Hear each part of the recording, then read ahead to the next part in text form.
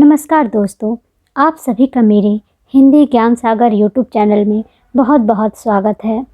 आज हम लोग पढ़ेंगे अल्पप्राण, महाप्राण, घोष और अघोष के बारे में। अगर आप मेरे चैनल में नए हैं तो मेरे चैनल को ज़रूर से सब्सक्राइब कर लीजिए, क्योंकि मैं प्रतियोगी परीक्षाओं को ध्यान में रख कर ही बहुत महत्वपूर्ण तथ्यों को बहुत ही आसान और मज़ेदार ट्रिक से पढ़ा रही हूँ। तो चलिए शुरुआत करते हैं।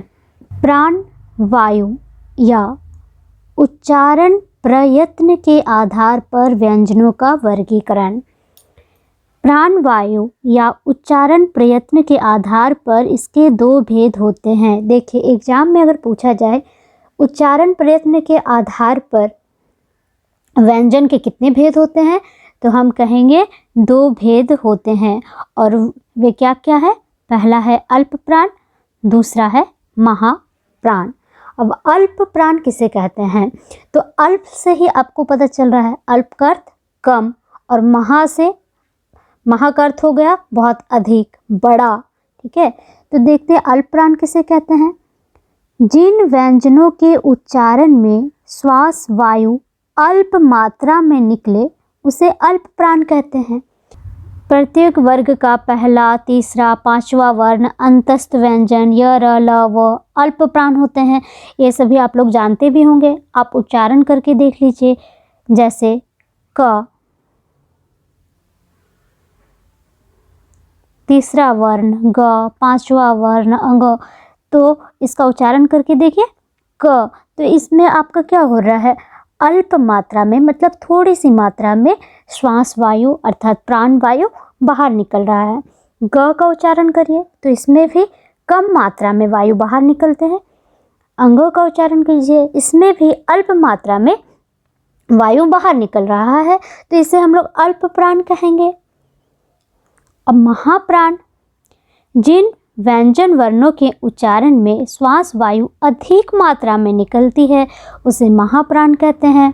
प्रत्येक वर्ग का दूसरा और चौथा वर्ण उसमें व्यंजन श, स, स, ह महाप्राण होते हैं। तो देखिए, जिन व्यंजन वर्ण के उच्चारण में श्वास वायु जो है अधिक मात्रा में निकलते हैं। अब क का उच्चारण आप लोग करके देखिए तो इसमें कम मात्रा में निकलते हैं, तो ये अल्प प्राण है। ग का उच्चारण करते हैं तो इसमें भी कम वायु निकल रही है, लेकिन ख का उच्चारण करके देखिए ख, तो इसमें जो है प्राण वायु अधिक मात्रा में निकल रही है। और घ का उच्चारण कर रहे हैं तो इसमें भी जो है श्वास वायु अधिक मात्रा में निकलती है, तो इससे हम लोग क्या कहेंगे? महाप्राण। महा का अर्थ ही हो गया अधिक, बड़ा। ठीक है, अब देख लेते हैं अल्प प्राण और महाप्राण क्या क्या है। अभी मैं बता चुकी हूँ, इसका एक चार्ट देख लीजिए। अल्प प्राण, पहला, तीसरा और पांचवा जो वर्ण है उसे अल्प प्राण कहते हैं, और महाप्राण कहते हैं दूसरा और चौथा जो वर्ण है उसे हम लोग क्या कहेंगे? महाप्राण कहेंगे।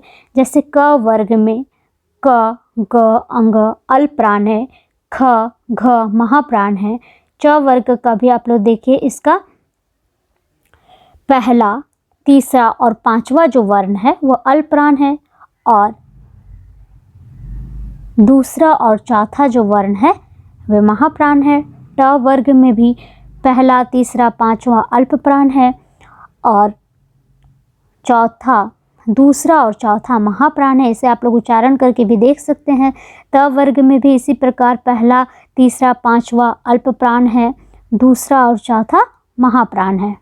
इसी तरह से प वर्ग में भी पहला, तीसरा, पांचवा वर्ण है अल्प प्राण, और दूसरा और चौथा वर्ण जो है वह महाप्राण है।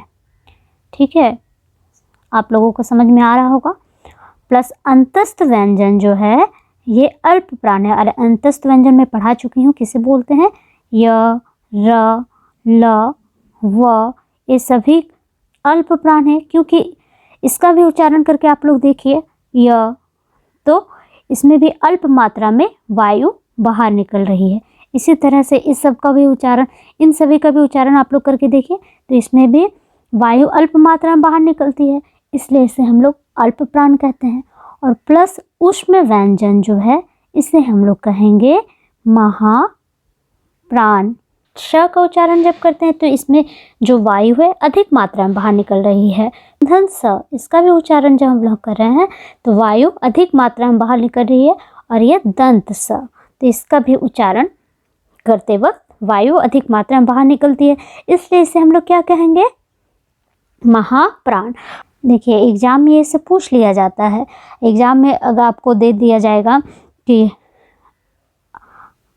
अल्पप्राण चुनिए, और यहाँ ऑप्शन में आपका य दे देगा, ढ दे दिया, ज दे दिया और भ दे दिया, और इसे पूछे कि इसमें अल्प प्राण कौन सा है, तो आप इसमें यह टिक लगाएंगे, क्योंकि हमेशा ध्यान में रखिए अंतस्थ व्यंजन जितने भी है वे सारे अल्प प्राण हैं।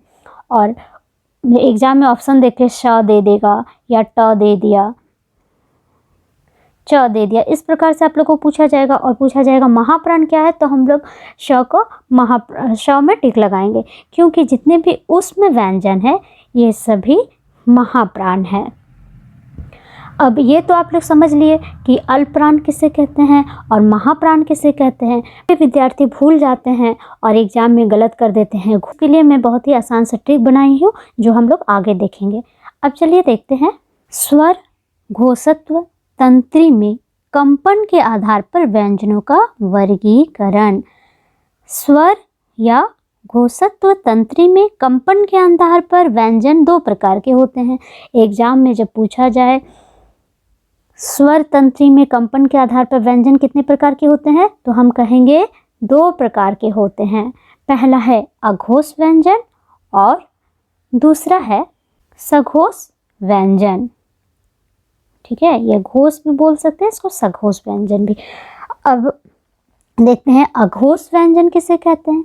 देखिए, जिन व्यंजन वर्णों के उच्चारण में हमारी स्वर तंत्रियों में कंपन अर्थात झंकृत नहीं होता उन्हें अघोष व्यंजन कहा जाता है। प्रत्येक वर्ग का पहला दूसरा वर्ण एवं श, स, श अघोष वर्ण होता है। अर्थात जिन वर्णों के उच्चारण में कंपन या झंकृत नहीं होता, जैसे क, ख दूसरा वर्ण, और ये सारे जितने ऊष्म व्यंजन हैं ये सारे अघोष व्यंजन होते हैं। तो क का उच्चारण आप लोग करके देखिए, इसमें किसी प्रकार का कोई कंपन नहीं हो रहा है स्वर में। ख का भी उच्चारण कीजिए, इसमें भी स्वर में हम लोगों का किसी प्रकार का कोई कंपन नहीं होता है। अगर आप लोगों को समझ में आ रहा है तो कमेंट करके ज़रूर बताइएगा। अब अगला है घोष या इसे सघोष भी कहते हैं। देखिए, वर्ण जिन व्यंजन वर्णों के उच्चारण में हमारे स्वर तंत्रियों में कंपन होता है उन्हें सघोष या घोष व्यंजन कहते हैं। ठीक है, सघोष जैसे आप लोग उच्चारण करके देखिए, ग, घ, अंग, तो ग, घ, अंगो, तो इसमें स्वर में कंपन हो रहा है, लेकिन क, ख इसमें किसी प्रकार का कोई कंपन नहीं हो रहा। तो याद रखिएगा, प्रत्येक वर्ग का पहला और दूसरा वर्ण जो है वह अघोष व्यंजन होता है, और प्रत्येक वर्ग का तीसरा, चौथा और पांचवा वर्ण जो होता है वह घोष व्यंजन होता है। और देखिए, ये नोट कर लीजिए, सभी स्वर जो है वो सघोष या घोष होते हैं। स्वर जितने हैं, कितने टोटल स्वर है, 11 स्वर है, और इसमें 2 जुड़ा हुआ आयोग वाह, अंग, अह। ठीक है, मूल रूप से स्वर जो है वो 11 है, लेकिन वर्णमाला में कुल स्वर की संख्या अगर पूछा जाए तो हम कहेंगे वो 13 स्वर है। मैं बताई, प्रत्येक वर्ग का तीसरा, चौथा और पांचवा वर्ण जो है, और सभी स्वर और अंतस्थ व्यंजन भी जो है य, र, ल, व तथा ह जो है वह सघोष और घोष वर्ण होते हैं। और अघोष में आप लोग ऊष्म व्यंजन है, ठीक है, वो अघोष में आते हैं, और इसमें अंतस्थ व्यंजन और ह सघोष वर्ण होते हैं। अब इसका चार्ट देखिए, वर्ग, अघोष और सघोष। देखिए, क वर्ग में पहला, दूसरा, फिर तीसरा, चौथा और पांचवा सघोष में आ गया।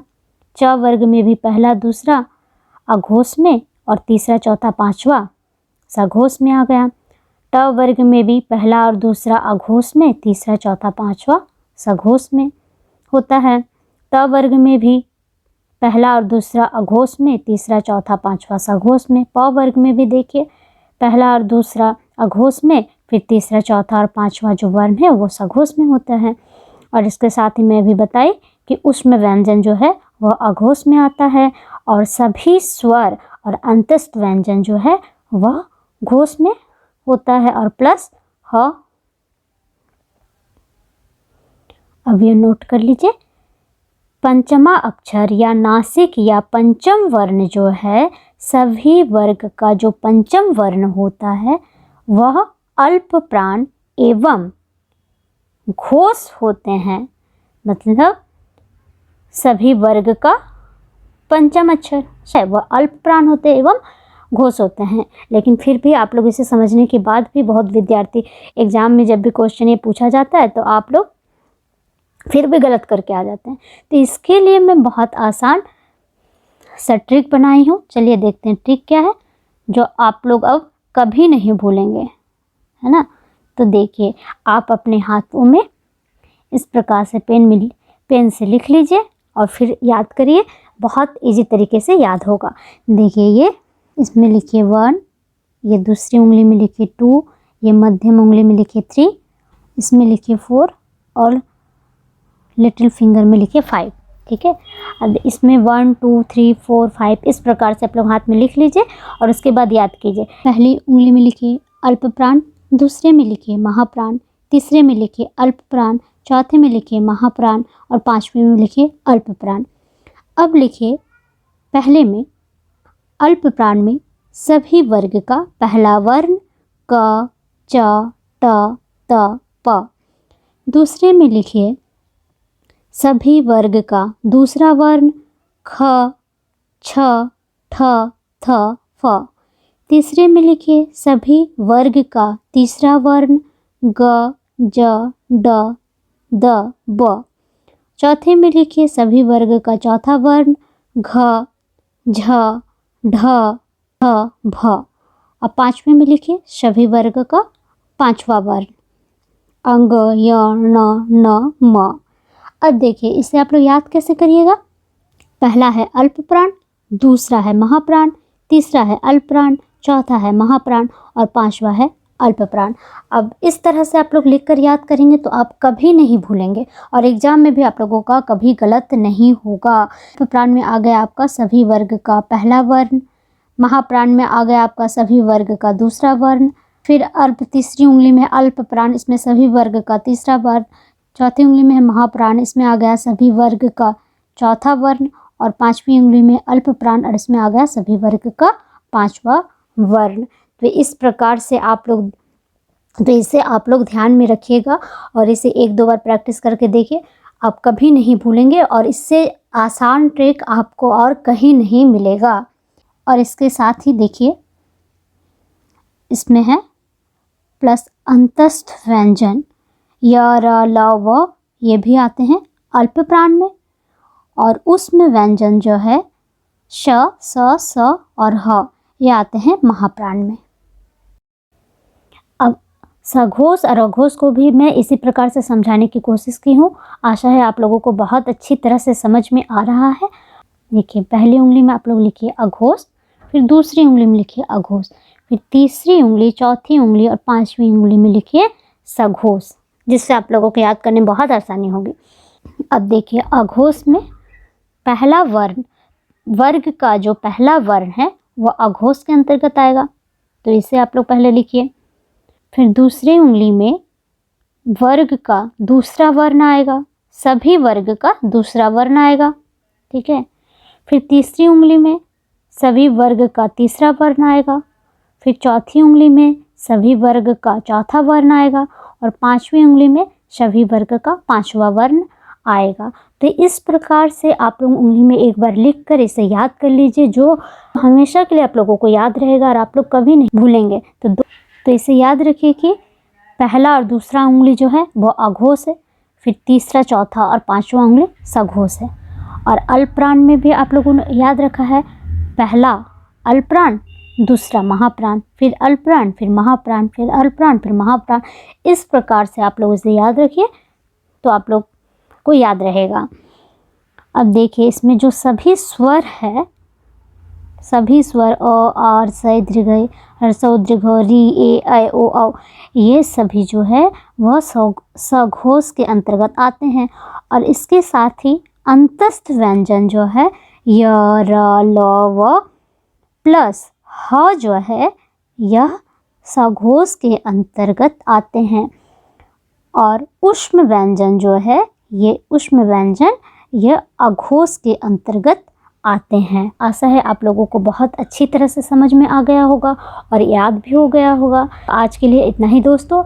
अगले वीडियो में मैं इसी प्रकार बहुत ही आसान ट्रिक के साथ चंद्र बिंदु का प्रयोग कहाँ होता है, अनुस्वार का प्रयोग कहाँ होता है, जो अक्सर हम लोग गलत कर देते हैं, उसे मैं बहुत ही आसान तरीके से पढ़ाने वाली हूँ। अगर आप मेरे चैनल में नए हैं तो मेरे चैनल को ज़रूर से सब्सक्राइब कर लीजिए, क्योंकि मैं जिस तरह से आसान ट्रिक से पढ़ा रही हूँ और यही ट्रिक आपको एग्ज़ाम में सफलता प्रदान करेगा। तो आप मेरे चैनल को लाइक कर दीजिए और कमेंट करके ज़रूर बताइएगा आपको ये वीडियो कैसा लगा। धन्यवाद।